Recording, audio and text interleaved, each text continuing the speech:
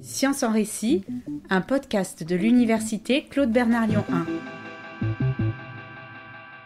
La médecine légale, c'est la discipline qui a un regard particulier sur toutes les violences qui agitent nos sociétés. Et moi, mon point de vue, c'est ce qu'en fait la richesse. Popularisée dans les séries policières, la médecine légale est convoquée pour élucider des crimes, mais aussi prendre en charge les victimes.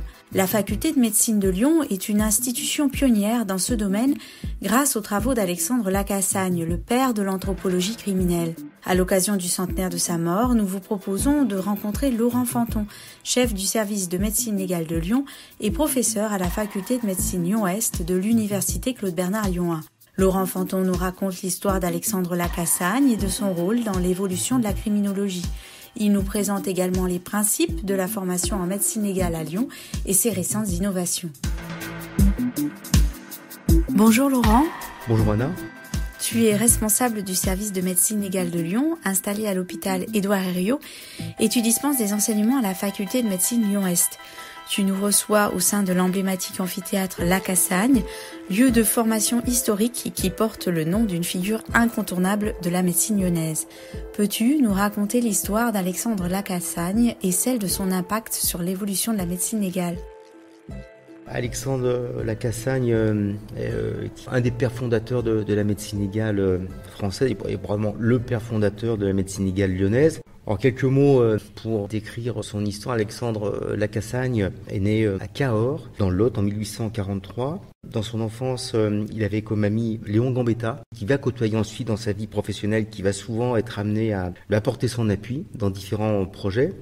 Alexandre Lacassagne était, d'après ce qu'on en dit, un élève moyen au collège et au lycée, mais très très curieux, qui était très intéressé par la littérature. Bon, il a passé le bac et puis ensuite il est allé à Paris, faculté de médecine, mais d'origine modeste. Le coût des études l'a ensuite incité à passer le concours de l'école impériale du service de santé des armées et c'est comme ça qu'il a réalisé l'ensemble de ses études de médecine à Strasbourg.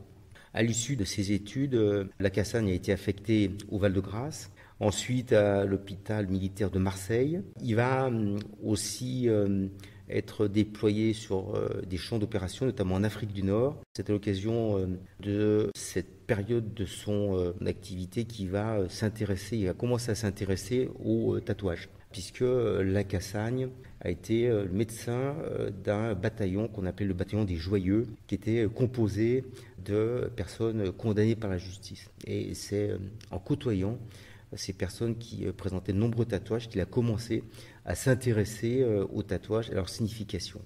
Et puis ensuite, Lacassagne va côtoyer la guerre de 1870, il va être fait prisonnier. Ensuite, il va quitter Strasbourg, puisque Strasbourg va devenir allemande pendant une certaine période. Et il va exercer à Paris avant de passer l'agrégation et d'être d'abord nommé à Alger et finalement à Lyon. Donc Alexandre Lacassagne arrive à Lyon dans les années 1880. Lacassagne est le deuxième professeur de médecine légale de Lyon, le deuxième professeur qui dirige cette chaire, le premier étant Gromier qui est mort relativement précocement, ce qui fait que Lacassagne a pu occuper ce poste. Alors, Lacassagne, c'est d'abord quelqu'un de très novateur sur le plan de l'enseignement, puisque Lacassagne a très rapidement compris que la médecine légale était une discipline qui était interdisciplinaire, parce que pour répondre aux missions confiées par la justice, principalement l'élucidation des crimes, en tout cas l'explication des circonstances dans lesquelles survienne un décès, il faut s'intéresser à une multitude de choses. C'est pour ça que Lacassagne a très rapidement constitué une équipe de gens très très très brillants. Donc on peut citer notamment le professeur Florent qui était toxicologue. Il s'est également entouré d'un physiologiste, d'un entomologiste. Et ça, c'était quelque chose d'un petit peu novateur pour l'époque. Et puis ensuite, Lacassagne a eu une conduite un peu avant-gardiste par rapport à l'enseignement, puisqu'il a développé un enseignement qui ressemble vraiment beaucoup à celui qu'ont aujourd'hui les médecins dans les CHU, puisqu'il a fait venir les étudiants dans le laboratoire de médecine légale pour pouvoir assister à des autopsies.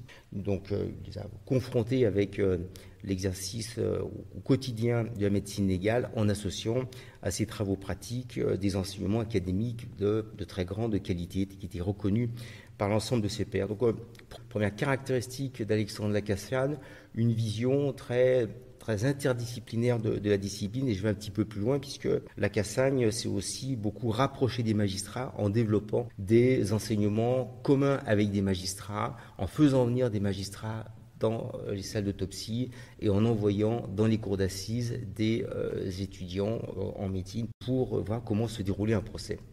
Deuxième élément qui caractérise Lacassagne. Alors, Lacassagne, c'était aussi un très très bon médecin légiste puisqu'il a participé à l'élucidation, peut-être pas de toutes les affaires les plus emblématiques de son époque, mais en tout cas un certain nombre. Alors on peut citer tout d'abord l'affaire de la Malgouffée. L'affaire de la Malgouffée, c'était une affaire qui avait défrayé la chronique à l'époque. On était dans les années 1890 environ, et à Millery, donc à quelques pas d'ici, une malle est découverte, et dans cette malle qui était ouverte, on retrouve à quelques mètres de cette malle un cadavre extrêmement altéré, non identifié. Et une première expertise est réalisée, une première autopsie est réalisée. Le médecin légiste rattache le décès à une strangulation, sans pouvoir mettre en évidence des critères d'identification. Et c'est comme ça que Alexandre Lacassagne est désigné pour reprendre l'autopsie dans un second temps. Et Alexandre Lacassagne va réaliser une autopsie qui va durer 11 jours, qui va permettre de mettre en évidence des éléments qui vont permettre d'identifier la victime, en l'espèce Gouffé, qui était notaire à Paris. Ces éléments, il s'agissait des éléments d'ordre dentaire, il s'agissait d'éléments d'ordre anthropologique, puisque Alexandre Lacassagne va montrer que le corps qu'il autopsie présente des stigmates de goutte, des stigmates de tuberculose astragalienne, et puis il va confirmer également donc la strangulation et la nature criminelle de l'affaire. La victime va donc être identifiée. Il s'agit de monsieur Gouffé, notaire, et les deux auteurs de ce crime vont être arrêtés. En fait, il s'agit d'une femme et de son amant qui ont étranglé monsieur Gouffé à l'occasion d'un jeu sexuel et qui ensuite l'ont fait disparaître en s'éloignant de France dans un premier temps avant de revenir et d'être arrêté. Alors, l'auteur du crime sera guillotiné, et puis sa complice, elle, passera un certain nombre d'années en prison. Donc un médecin légiste hors pair, deuxième caractéristique d'Alexandre Lacassagne. Puis troisième caractéristique sur le plan professionnel, un véritable chercheur tel qu'on l'entend aujourd'hui. Lacassagne avait une vision donc très très large de sa discipline, et il a contribué à faire que la médecine légale est sortie des salles d'autopsie pour rentrer dans un champ un peu plus général qui est celui de l'étude des violences qui anime notre société. Et c'est comme ça que Alexandre Lacassagne a, à son époque, attiré l'attention sur des phénomènes tels que les violences perpétrées sur les petites filles. Alexandre Lacassagne s'est également intéressé au suicide, alors que Alexandre Lacassagne n'était pas psychiatre. Alexandre Lacassagne s'est également intéressé à toutes les violences, un certain nombre de violences qui rentrent dans le cadre de ce qu'on appelle aujourd'hui les violences sexuelles. Ça montre donc cette vision vraiment très large qu'avait Lacassagne de cette discipline, et qui ne se limitait pas à l'acte technique, mais à l'étude de la compréhension des phénomènes qui sont à l'origine des violences qui agitent nos sociétés. Donc ça, c'est vraiment quelque chose d'original. Et puis, ce qui a fait aussi que Lacassagne a eu une reconnaissance nationale et internationale, c'est que d'anthropologue physique, Lacassagne a glissé progressivement, du fait probablement de son appétence pour la compréhension des phénomènes à l'origine des crimes, vers la criminologie, vers l'anthropologie criminelle. Donc c'est cette dimension qui qui a probablement contribué à la reconnaissance de la Cassagne, reconnaissance nationale et internationale, puisqu'à l'époque, il s'est opposé à un professeur italien qui s'appelle Lombroso. Et Lombroso avait une théorie un peu particulière qui se basait sur le caractère inné du crime. Bon, Lombroso pensait qu'on naissait criminel. Donc la Cassagne a remis, alors pas complètement en cause la théorie de Lombroso, puisque Alexandre la Cassagne a considéré que le criminel était un microbe et que la société était le milieu dans lequel il pouvait être amené à se développer. En ce qui concerne le microbe, la Cassagne avait une approche qui était un peu différente de celle de son collègue italien, mais quand même, Alexandre la Cassagne s'appuyait sur la théorie de la phrénologie, une théorie qui a été développée à Lyon, qui reposait sur l'hypothèse que dans le cerveau, il y a différentes couches et que ces couches, en fonction des individus, elles peuvent être le support de manifestations criminelles quelque part innées, mais qu'elles vont s'exprimer en fonction de l'éducation et du milieu social. Et la Cassagne identifiait ainsi 3 couches du cerveau. C'est un petit peu original, ça n'a pas perduré, et c'était quand même un peu proche de ce que disait Lombroso. C'est pour ça qu'on ne peut pas aujourd'hui réellement les opposer. Mais en tout cas, ce qu'on peut dire, c'est que la Cassagne était à l'origine des fondements de la criminologie moderne. Et d'ailleurs, à l'époque, cette école d'anthropologie criminelle était reconnue nationalement et internationalement, puisqu'on l'appelait l'école de Lyon, ou encore l'école dite du milieu. Et puis, cette école du milieu, à travers la Cassagne, elle a été aussi à l'origine d'un certain nombre de publications à travers un journal scientifique qui était le journal des Annales d'anthropologie criminelle. Alexandre la Cassagne a incontestablement joué un rôle très, très important dans le développement de l'anthropologie criminelle à travers donc les différentes recherches qu'il a pu mener.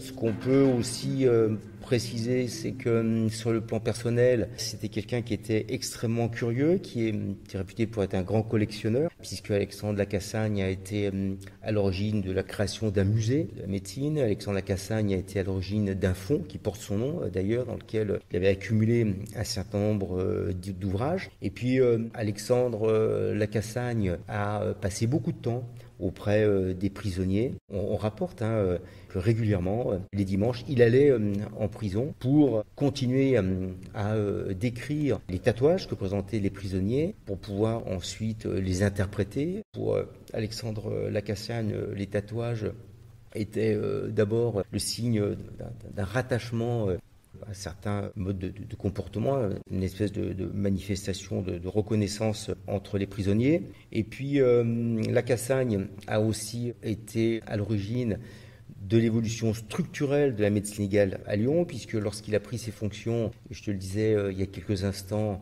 les autopsies étaient réalisées sur une barge qui était face à l'hôtel-Dieu. Bon, il n'y avait pas de frigo.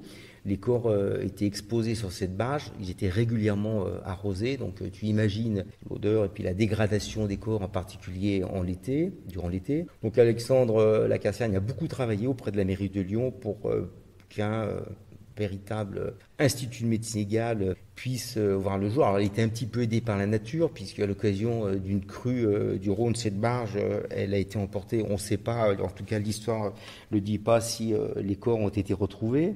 En tout état de cause, cet épisode a permis à la Cassagne d'aboutir à un de ses projets, c'est-à-dire la constitution d'un premier institut de médecine légale avec des conditions de conservation qu'on connaît aujourd'hui. Alexandre la Cassagne avait une vision très très hygiéniste de l'exercice de la médecine légale et notamment de la médecine légale thanatologique. C'est donc comme ça que la Cassagne a contribué à l'installation du premier IML qui était à l'Hôtel-Dieu, qui ensuite a a été localisé où se trouve aujourd'hui la faculté de droit, puisque lors de la création de l'université de Lyon, qui a été la 3e en France après l'université de Paris et l'université de Montpellier, il a fallu trouver un endroit où étaient réunis le droit, la médecine et d'autres disciplines. Et cet endroit, c'était les Quais du Rhône. Donc Alexandre Lacassagne a également beaucoup œuvré pour la structuration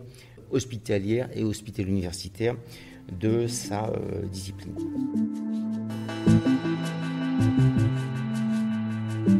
Alexandre Lacassagne donc, a fini sa vie assez tranquillement, jusqu'à ce que malheureusement il ait un accident de la route. Alexandre Lacassagne a été renversé par une automobile. Il a agonisé durant quelques mois à son domicile, et il a autorisé que soit réalisé son autopsie, qui a montré qu'en fait il avait présenté un hématome sous-dural qui a été à l'origine de son décès, et c'est comme ça qu'il est décédé à 81 ans, laissant une discipline complètement structurée, à la fois sur le plan fonctionnel, sur le plan structurel. On peut dire qu'aujourd'hui, la médecine légale en 2024 continue à fonctionner quelque part sur le modèle de Lacassagne, qui est un modèle très technique, mais un modèle qui s'intéresse aussi sur le plan scientifique, et ça c'est vraiment une des originalités de Lacassagne, à toutes les violences qui animent notre société, puisque c'est la particularité de notre discipline, c'est ce qui en fait, de mon point de vue, tout son intérêt et toute son originalité.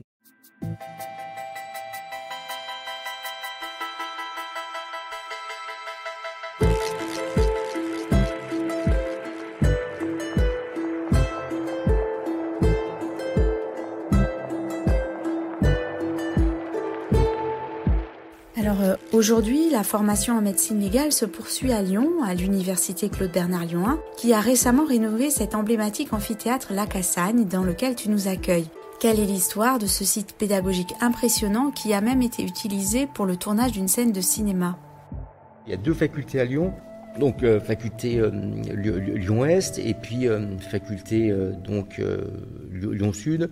La faculté Lyon-Est, historiquement, est la plus ancienne, et c'est une faculté qui a vu le jour dans les années 1920. Sur ce site, l'Institut de médecine légale s'est installé avec d'autres disciplines, et adossé au salle d'autopsie principale, donc se trouvait cet amphithéâtre où étaient réalisées ce qu'on appelait à l'époque des autopsies de démonstration, qui étaient jusqu'à une dizaine d'années obligatoires dans les études médicales. Donc les autopsies de démonstration étaient réalisées dans cet amphithéâtre qui a donc été rénové, puisque le service de médecine légale n'est plus situé sur ce site, il est situé sur l'hôpital Édouard Herriot, et aujourd'hui on peut en profiter puisqu'il s'agit d'un très très bel amphithéâtre dans lequel donc sont soutenues des thèses, dans lequel se déroulent des séminaires et d'autres manifestations. Donc il porte le nom d'Alexandre Lacassagne, donc on peut tous les deux admirer ce magnifique buste. C'est une reconnaissance quelque part pour le père de la discipline. On est assis dans cet amphithéâtre sur les strapontins en hauteur, et donc en bas là il y avait une table d'autopsie, c'est ça? Tu vois que c'est un amphithéâtre qui est un peu particulier. Il n'y en a pas énormément d'amphithéâtres de ce type-là. C'est un amphithéâtre en forme un peu d'entonnoir. Et il y avait une table d'autopsie au fond de l'entonnoir avec donc ces gradins qui sont autour, avec donc tous les étudiants, parfois les juristes qui assistaient à l'autopsie, qui était donc commenté par le médecin légiste ou les médecins légistes qui la réalisaient. Depuis Lacassagne, les cours de médecine légale ont, j'imagine, évolué. Quelles innovations pédagogiques sont par exemple mises en place à la faculté de médecine Lyon-Est? Le programme de médecine légale a beaucoup évolué depuis Alexandre Lacassagne, puisque, comme je te le disais, la médecine légale, elle s'intéresse à la thanatologie, mais également à la compréhension des violences qui existent dans notre société. Et puis, elle s'intéresse aujourd'hui aussi à la prise en charge des victimes de ces violences. Donc, l'enseignement aujourd'hui de médecine légale, il se fait d'abord dans le 2e cycle. On apprend aux futurs médecins, on enseigne les éléments essentiels des actes médico-légaux qui pourront être amenés à réaliser dans leur future activité professionnelle, parce que tout médecin fait de la médecine légale. Et puis, Avec la réforme des études médicales, et on peut que s'en féliciter, le ministère de l'Enseignement a souhaité qu'on puisse sensibiliser les futurs médecins à certaines violences qui agissent particulièrement dans notre société, et je parle des violences conjugales. Donc aujourd'hui, ce sont les médecins légistes qui, à travers plusieurs items, apprennent aux futurs médecins à reconnaître ces violences, à les repérer et puis à les prendre en charge. La médecine légale est toujours dans cette dynamique de coller au repérage, à la reconnaissance, la compréhension des violences qui animent notre société. Donc ça, c'est pour le deuxième cycle. Ensuite, pour le troisième cycle, à Lyon, on est en charge avec mes collaborateurs d'un DIU de victimologie et de psychotraumatologie qui s'adresse à tous les professionnels confrontés dans leur pratique quotidienne à la prise en charge de victimes. Donc il s'agit d'un diplôme de troisième cycle. On est également responsable du DU de réparation juridique de dommages corporels qui vise à former les futurs experts judiciaires. Et puis on a une collaboration assez importante avec la faculté de droit, puisqu'on participe au DIU de sciences criminelles. Alors, ces diplômes, ils ne sont pas figés, ils évoluent toujours pour pouvoir apporter aux étudiants des enseignements de la meilleure qualité possible. Et puis ensuite, concernant les innovations, donc on va revenir dans le deuxième cycle, pour te dire que conformément à l'évolution des autres disciplines en matière pédagogique, conformément également aujourd'hui aux grands axes institutionnels des Hospices civils de Lyon, avec Marie Epin, on a le projet de faire intervenir des patients partenaires dans l'enseignement de deuxième cycle de médecine légale. Pourquoi ? Parce qu'on pense que sur certaines thématiques, par exemple sur les violences conjugales, il y a un intérêt à faire intervenir des victimes auprès des étudiants, probablement d'abord pour modifier leur représentation, parce que c'est quelque chose qui est extrêmement important sur ce sujet, et puis ensuite pour leur permettre ensuite d'avoir la bonne attitude avec des victimes qui seront amenées à prendre en charge ultérieurement. Donc ça, c'est, je dirais, un des aspects peut-être les plus novateurs sur l'évolution de l'enseignement de la médecine légale pour le deuxième cycle. On y tient beaucoup tous les deux avec Marie Epin parce que ça nous semble vraiment être une bonne approche pour les raisons que j'ai citées précédemment. Et concernant les autopsies, je crois savoir qu'il existe des tables avec des images virtuelles qui permettent de préparer aux autopsies, c'est bien ça ? On a collaboré avec la police nationale et puis un laboratoire de psychologie de Paris pour développer un outil, alors tu as complètement raison, virtuel, associant de l'image, mais également du son pour préparer les futurs policiers à une confrontation réelle, à l'autopsie médico-légale. De manière régulière, on a des gendarmes ou des policiers qui, en pleine autopsie, s'effondrent et font un malaise vagal parce qu'ils n'ont pas été préparés à assister à cet acte. Donc l'objectif de ce projet national, interinstitutionnel, interuniversitaire, c'était de développer un outil virtuel pour préparer les futurs policiers à leur assistance à des autopsies. On a aussi un projet qui aurait pu intéresser les professionnels du funéraire, mais également les étudiants en médecine. Parce que le constat de décès, de mon point de vue, rentre dans les prérogatives aujourd'hui des médecins. Alors, la problématique de la préparation des étudiants à cette confrontation, de mon point de vue, est quelque chose d'important.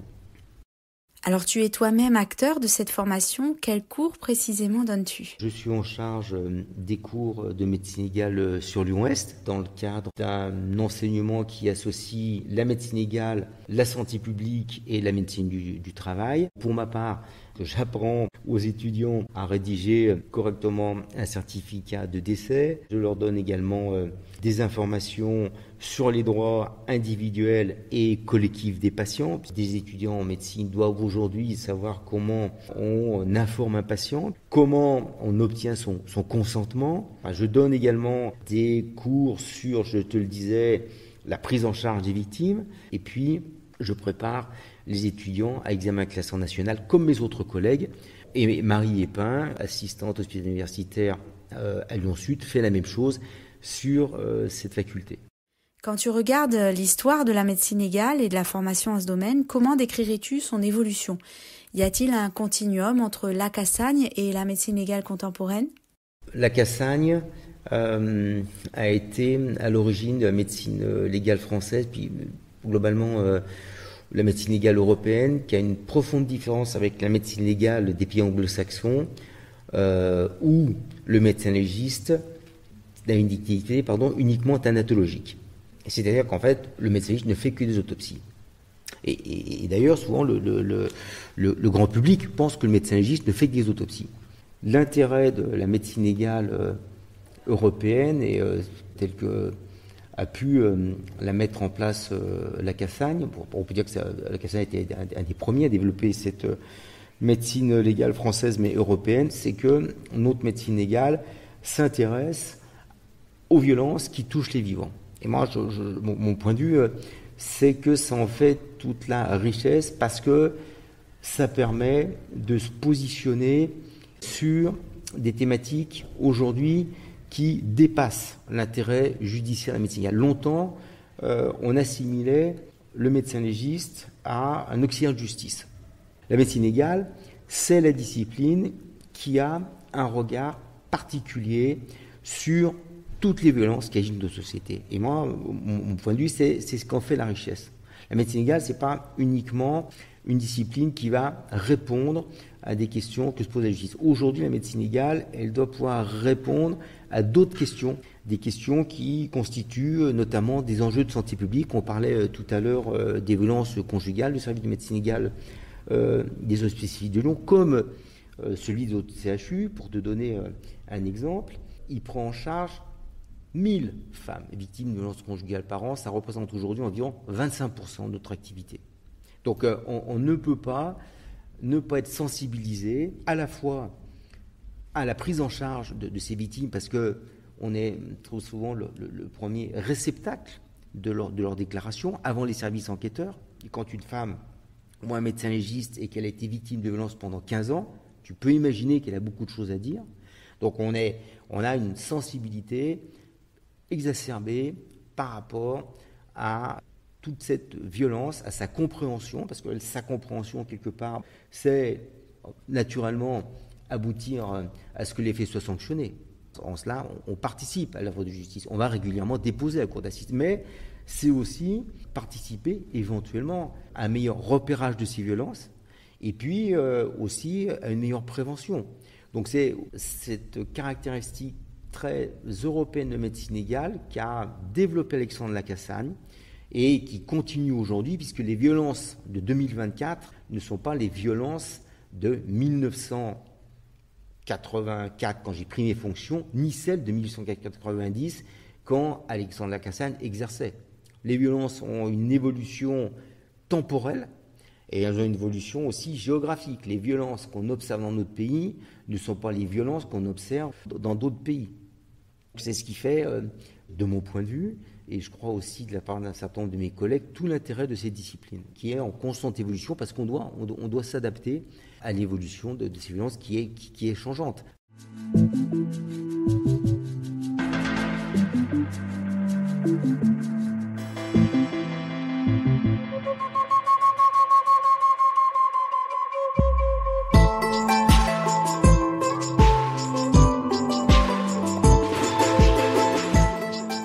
Cela nous permet d'enchaîner avec la recherche actuelle en médecine légale.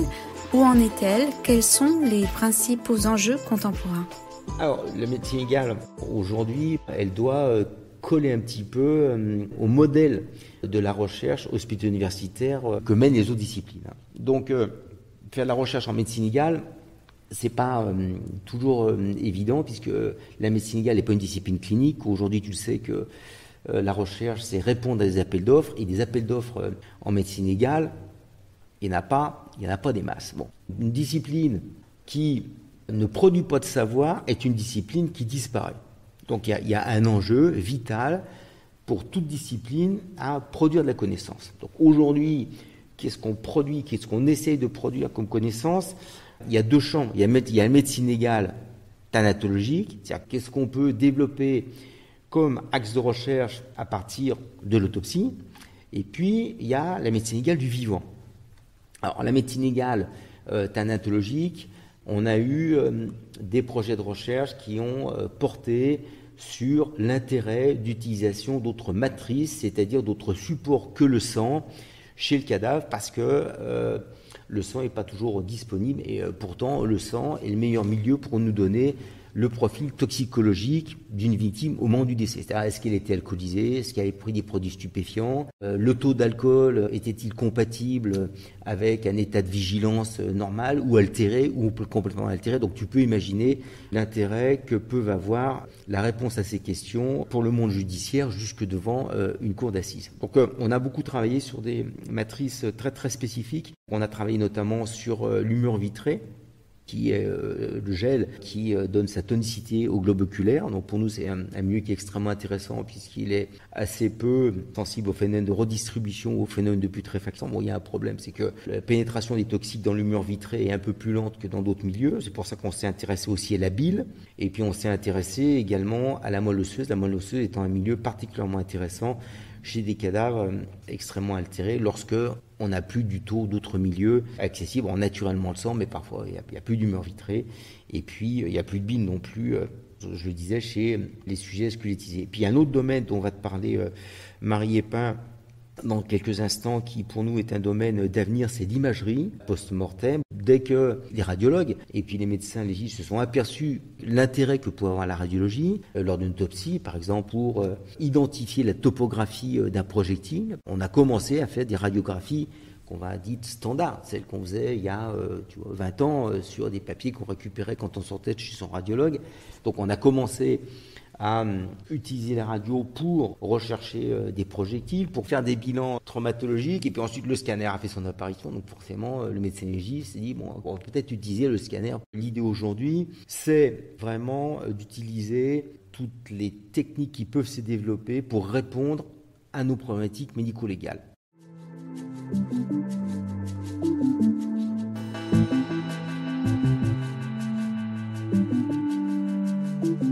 Donc, deuxième axe de recherche du service de médecine légale aujourd'hui, c'est un axe qui porte sur les victimes vivantes, avec une thématique aujourd'hui qui est un enjeu sociétal, qui est un enjeu de santé publique, qui est souvent même un enjeu personnel, qui est celui des violences conjugales.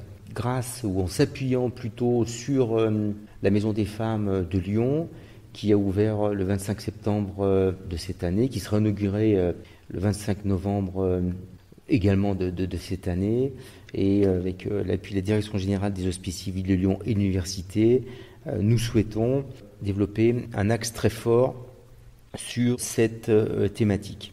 Alors dès lors, on a pu commencer grâce à une collaboration avec Paris 8 qui vise à valider interculturellement, c'est-à-dire à traduire en français 2 échelles d'évaluation des violences. La première échelle, c'est une échelle qui est utilisée internationalement pour détailler la typologie des violences que subit la victime, qui vont des violences psychologiques aux violences sexuelles.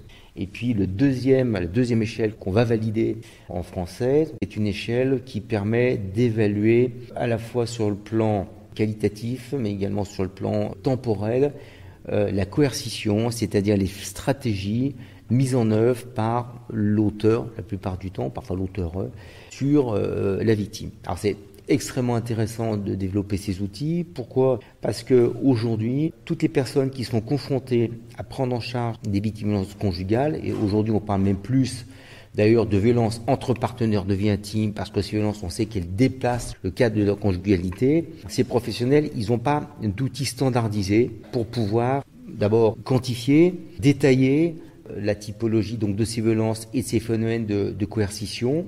Et puis le second intérêt, c'est que ces outils, ils permettront ensuite de comparer les différentes violences, les différentes formes de coercition qui sont mises en œuvre par les auteurs. Et ces outils, ils auront un intérêt pour les psychologues dans la prise en charge des victimes, mais également pour les enquêteurs, voire pour les magistrats. Alors tu parlais de Marie Épin, et bien justement, elle est avec nous pour évoquer plus en détail son projet. Anna. Donc, actuellement, je travaille sur ce sujet sur l'imagerie médicale, médico-légale plutôt, avec un axe sur plutôt l'analyse des images grâce à des outils d'intelligence artificielle. C'est un projet qui a été mis en place en 2019 dans le contexte d'un financement de l'Agence nationale de la recherche. Ce projet de recherche, dans les grandes lignes, il traite de ce qu'on appelle de l'anatomie computationnelle, c'est-à-dire travailler sur des grosses bases de données d'images pour lesquelles on va avoir besoin d'outils informatiques puissants, donc notamment de l'intelligence artificielle. Le but étant, in fine, de pouvoir faire de la médecine un petit peu individualisée pour chaque patient. Dans ce projet, il y avait notamment un axe de recherche en médecine légale, auquel du coup je participe, qui est orienté sur l'anthropologie médico-légale. Ce qui est intéressant, c'est que l'anthropologie, pour mettre un peu de contexte sur ce que c'est analyser des squelettes humains de personnes non identifiées avec deux objectifs. Le premier, c'est d'identifier la personne, et le deuxième, c'est essayer de déterminer les causes du décès, ou en tout cas si le décès est d'origine criminelle ou pas. Ce qui n'est pas forcément facile quand on n'a que des os. Nous, on s'intéresse essentiellement à l'identification de la personne à partir de ses os. Et pour ça, on détermine ce qu'on appelle le profil biologique, c'est-à-dire essayer de déterminer le sexe de la personne, son âge, sa taille, éventuellement son origine. Et traditionnellement, ça se fait directement sur les os. Donc la Cassagne, à son époque, il travaillait directement sur les os. Nous, comme maintenant on a des outils d'imagerie, notamment des scanners, on peut travailler sur les scanners. Et pourquoi c'est fiable ? Parce que le scanner, en fait, il a l'avantage de pouvoir faire des reconstructions 3D, en l'occurrence des os. Le problème, que ce soit avec les os eux-mêmes ou avec le scanner, c'est que faire plein de mesures et faire plein d'observations morphologiques, c'est un peu long. Donc nous, l'idée, c'est d'automatiser un petit peu tous ces processus-là, grâce à des ordinateurs, donc grâce à de l'intelligence artificielle. Nous, le petit twist est qu'on ne travaille pas directement sur l'image, on travaille sur ce qu'on appelle des maillages. Donc en fait, on extrait les os des scanners et ensuite on représente ces os. Si vous voulez, c'est comme si on mettait un filet autour de l'os, donc un filet avec des mailles qui sont reliées entre elles par des nœuds. Et nous, ce qui va nous intéresser, c'est les nœuds en fait, du filet et leurs coordonnées dans l'espace. Donc notre algorithme, il travaille sur ces coordonnées, donc X, Y, Z, des coordonnées 3D standards. Ce qui est intéressant par rapport aux images elles-mêmes, c'est que les images, c'est des données finalement qui sont assez compliquées. Donc à analyser, c'est assez lourd, c'est des temps de calcul qui peuvent être assez longs, c'est des données qu'il faut stocker. Nous, on a besoin de beaucoup pour faire de l'intelligence artificielle. Donc le maillage, c'est intéressant parce qu'on a juste des points avec 3 coordonnées. Et dans le projet, on s'intéresse encore à chaque caractéristique de ce fameux profil biologique. Donc on a commencé par le sexe, parce que le sexe finalement c'est relativement simple, c'est 2 catégories, en tout cas biologiquement parlant, et on demande à notre algorithme de nous classer des gens, hommes ou femmes. Donc on a testé ça et on a des très bons résultats avec des algorithmes qui classifient très très bien les gens. Et on ne s'est pas arrêté là parce que avoir des résultats, c'est bien, mais savoir pourquoi on a ces résultats-là, c'est encore mieux. C'est la problématique de ce qu'on appelle l'interprétabilité en intelligence artificielle, c'est-à-dire que les algorithmes, on sait ce qu'on leur donne à l'entrée, on voit bien ce qu'ils nous donnent à la sortie, mais on ne sait pas ce qui se passe entre les deux. C'est ce qu'on appelle la boîte noire. Et un des champs de recherche en intelligence artificielle, c'est ouvrir cette fameuse boîte noire pour voir ce qui se passe dans l'algorithme. Et c'est ce qu'on a voulu faire, ce qu'on a réussi à faire, qui nous permet en fait de voir sur quelle région de l'os l'algorithme travaille préférentiellement et qu'est-ce qui se modifie en fait à cet endroit-là entre des os masculins et des os féminins. Et là, on poursuit le travail sur la détermination de la taille et de l'âge. Moi, personnellement, cette année, j'ai travaillé sur la détermination de la taille. C'était mon sujet de stage de master que j'ai fait au laboratoire Creatis, qui est sur la Doua, donc dans le contexte de mon master 2 que j'ai fait à Polytech Lyon 1. Et la prochaine étape, ça va être aussi de déterminer l'âge, ce qui va être un peu plus compliqué parce que c'est pas classifier des gens dans des cases, il n'y a pas non plus de rapport de proportionnalité évident entre la taille ou l'aspect des os et l'âge d'une personne. Mais comme les outils d'intelligence artificielle évoluent très vite, il n'y a pas de raison qu'on n'arrive pas à trouver une solution avec tout ce qui sort de nouveau dans ce domaine-là. Merci Marie. Je vais à présent laisser la conclusion à Laurent avec une question plus personnelle. Pour quelles raisons as-tu souhaité devenir médecin légiste et enseignant en ce domaine ? Pour 2 raisons. La première raison, c'est que c'est une discipline qui m'a beaucoup séduit parce qu'elle est extrêmement transversale. Et j'espère que j'ai pu le montrer précédemment. La deuxième chose qui est intéressante aussi, le soin est vraiment, je trouve, quelque chose de très motivant quand on est un médecin. Pour un médecin légiste, qui est extrêmement motivant, c'est là où il trouve quelque part son utilité sociale, c'est de participer à l'œuvre de justice. Et pour un médecin légiste, pouvoir faire que la justice soit rendue, c'est-à-dire que quelqu'un soit sanctionné par rapport au fait qu'il a commis, ou éventuellement qu'il soit innocenté, grâce à la part qu'on prend dans l'explication des circonstances du fait criminel, a été pour moi un élément extrêmement important. J'aimais beaucoup de soins, mais l'intérêt intellectuel de la discipline par rapport à sa transversalité, son interdisciplinarité, et le fait aussi de pouvoir contribuer, c'est plutôt ça le mot, à l'œuvre de justice, a fait que je me suis orienté vers la médecine légale. Et puis, pour répondre à la seconde partie de ta question, l'enseignement et la recherche, pour moi, ça n'a pas été inné. C'est grâce aux gens qui m'ont formé que j'ai pu apprécier tout d'abord la pédagogie et transmettre le savoir, et notamment le savoir en mathématiques légales. C'est quelque chose qui m'a rapidement plu. Et puis, la recherche, c'est une curiosité intellectuelle parce que je suis assez curieux. Je trouve très plaisant les challenges que pose cette discipline, du fait notamment de ces sujets, un de ces sujets principaux qui est celui de l'explication des violences. C'est quelque chose qui est à la fois intéressant sur le plan personnel pour les victimes, mais c'est aussi quelque chose qui a une dimension au niveau sociétal qui est très importante, et c'est un axe de recherche qui a tout le temps attisé ma curiosité, dans lequel je me plais beaucoup. Merci beaucoup Laurent pour cet entretien.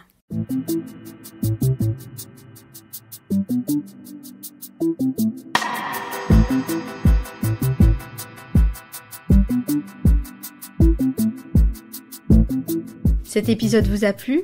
Alors n'hésitez pas à vous abonner au podcast Science en Récit.